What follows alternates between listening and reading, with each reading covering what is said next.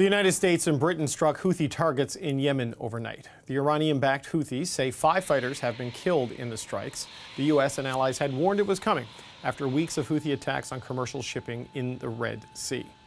Now, witnesses in Yemen confirmed explosions throughout the country, and a senior U.S. official said they struck nearly 30 locations in Yemen using more than 150 munitions. Prime Minister Justin Trudeau said Canadian military members played a supportive role in the planning of the strikes on Yemen. Canada has long stood up for the rule of law and is actively engaged in exactly that. We ensured, and we work as all our partners did, ensured that the targets and the strikes were as precise and specific as possible in terms of degrading the Houthi military capacity.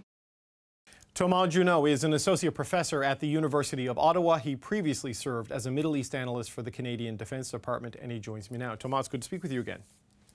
Thanks for having me. So these strikes, they were meant to send a clear message to the Houthis that they can't keep targeting vessels in the Red Sea. Do you think the message got through? No, I don't think the message got through. And among Yemen watchers, I don't think anybody thinks the message got through. And I have to assume that the U.S. knows this. You know, the Houthis are very much used to being hit by airstrikes. They've been under airstrikes by Saudi Arabia for almost 9 years now, since 2015. So their military capabilities are really spread out throughout the country. They are, they are disseminated, they're diffuse. And if anything, so this will not significantly hurt them.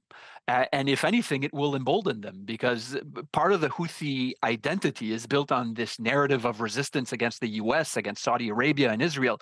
So this reinforces that narrative. So this, if anything, is something that the Houthis were hoping would happen. It's interesting because the Houthis are calling this foolish and treacherous aggression by the U.S. and its allies, which includes Canada. We had a logistical and support role in this. But British officials have reportedly said no further action is planned for now. So, I mean, what do you make of that move to sort of move back to a defensive posture? Well, I think the U.S. and the U.K. are very keen to avoid escalation. They don't want this to spread further. So this is meant to be a message to the Houthis to say, we have done it, we are able to do it, and we are willing to do it again. So they are now telling the Houthis the ball is in your camp, and to see if the Houthis will hit shipping in the Red Sea again. If the Houthis don't do it, then there's no need for the U.S. and the U.K. to strike again.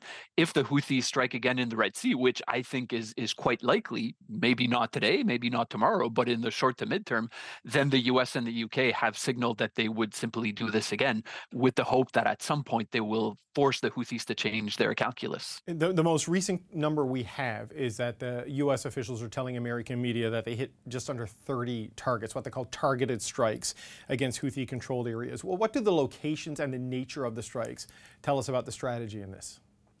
Well, some of them were predictable, but some of them are interesting. The predictable ones are, in particular, the maritime installations that the Houthis have been using to launch these attacks on Red Sea shipping. So where they park some of their boats, some of their surveillance sites, radar sites, some of the sites from where they have been launching shore-to-sea missiles. That was predictable, and you can obviously see the logic behind that. The other thing that is a bit more surprising is that the U.S. have hit a lot of sites inland, so not on the western coast on the Red Sea, in particular, sites where the Houthis have been building and manufacturing and assembling weapons.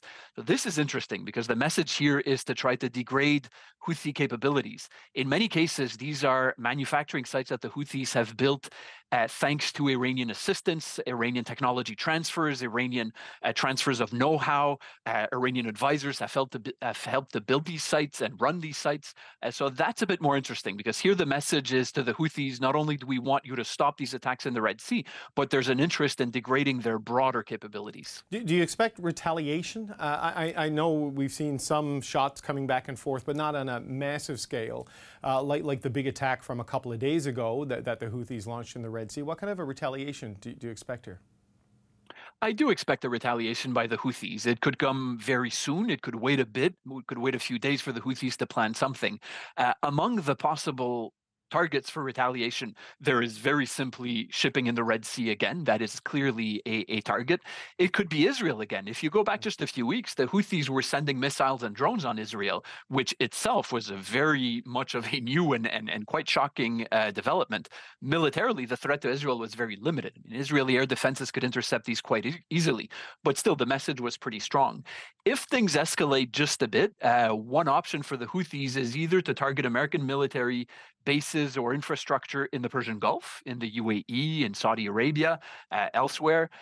And at some point, what the Houthis could do is to hit directly Saudi Arabia and the UAE. This is something the Houthis have done in the past, and that gives the Houthis significant leverage on Saudi and the UAE because they really want to avoid that. So here the intent for the Houthis would be to pressure Saudi and the UAE to pressure the Americans to stop. When the Houthis, first started their sort of military involvement in the region, since the Israel-Hamas conflict began, we've talked a lot about how this could potentially lead to the widening of this conflict with the Houthis, with Hezbollah in Lebanon, and of course Hamas in Gaza.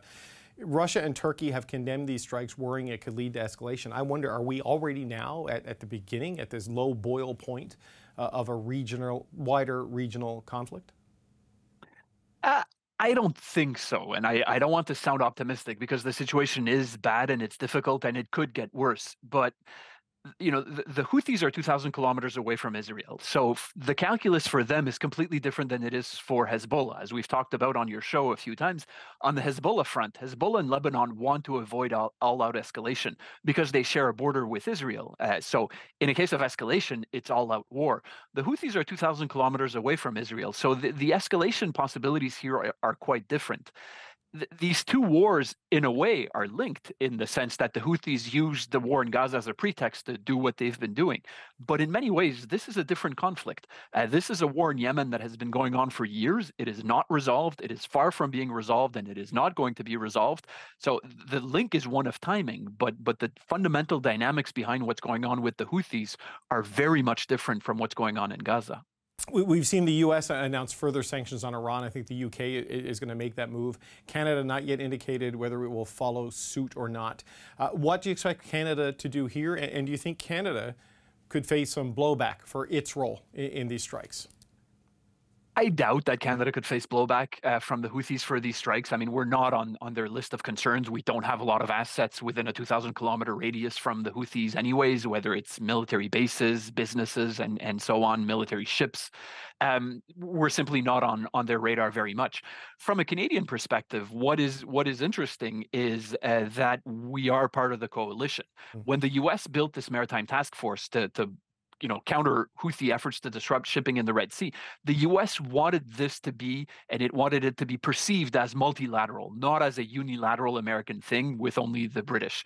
So the U.S. has been emphasizing a lot the fact that this is a coalition of about a dozen countries. I expect that this number might increase. Most of these countries don't contribute ships. Only 2 of them actually contributed airstrikes on the Houthis and missile strikes on the Houthis yesterday. But for the U.S., what's important is that others, including Canada, are part of the coalition, and politically support, even if materially our support is absolutely minimal. Thomas Juneau, always good to speak with you. Thanks for joining us again today. Thank you. For more on how the attacks in the Red Sea are affecting supply chains, Michelle V.C. Bachman is markets editor at the shipping journal Lloyd's List, and she joins me now. Michelle, welcome to the show.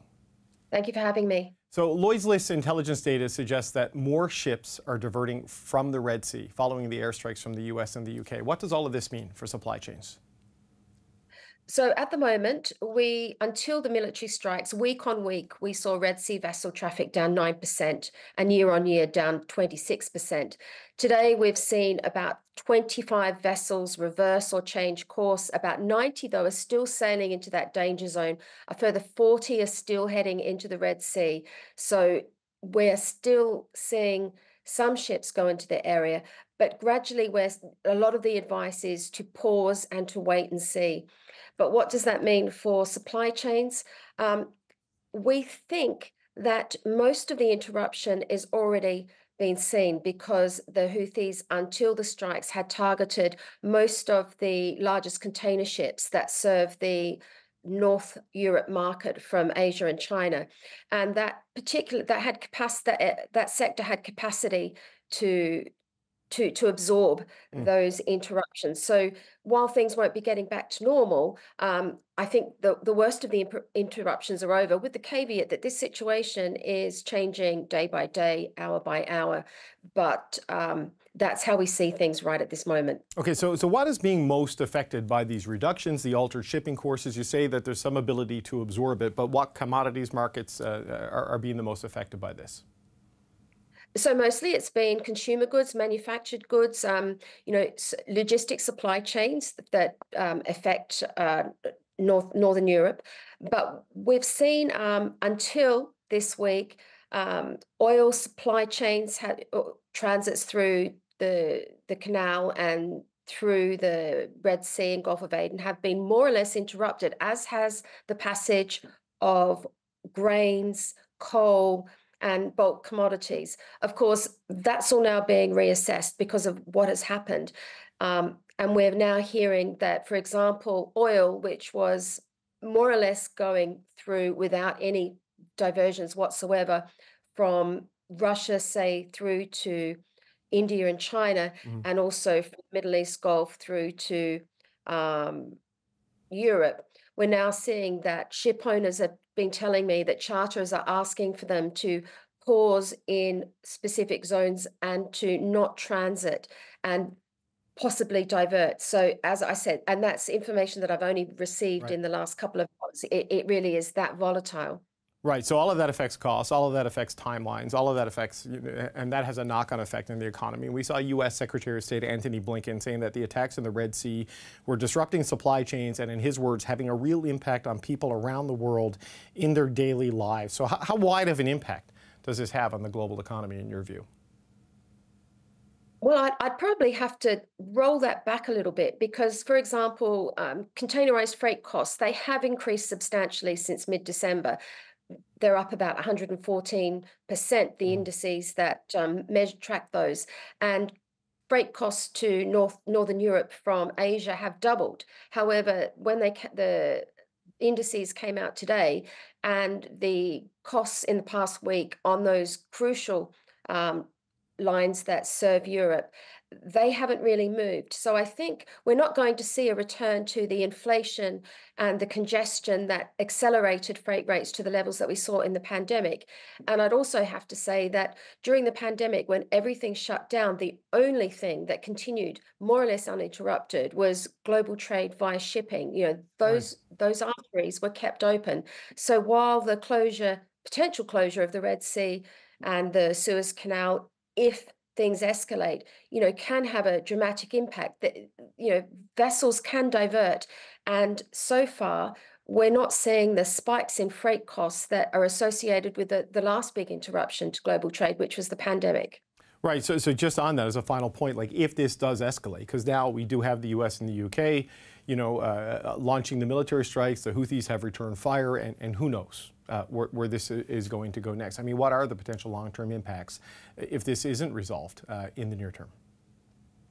Well, I can only really talk about the intersection of commercial shipping with geopolitics and look at the supply and demand fundamentals for commercial trade and the cost of freight. Overall, freight is a very small component of the landed price of any shipped goods.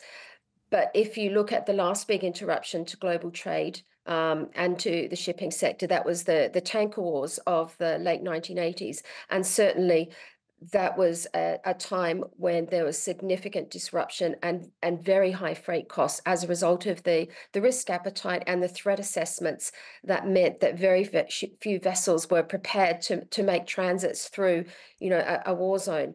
And so, it's very hard, given the situation is so volatile, to forecast what will happen. It literally is, as I said earlier, day by day. But as we see it now, with the caveat that this could all change, there is still, the Red Sea is still open, albeit everything is paused for 3 or 4 days while we await to see whether or not there's any retaliatory action from the Houthis. But we're hoping that shipping, like it did in the pandemic, can still bring goods through with minimal interruption to world trade. Michelle VC Bachmann, Markets Editor at Lloyd's List. Thank you so much for your time today. Thank you for having me.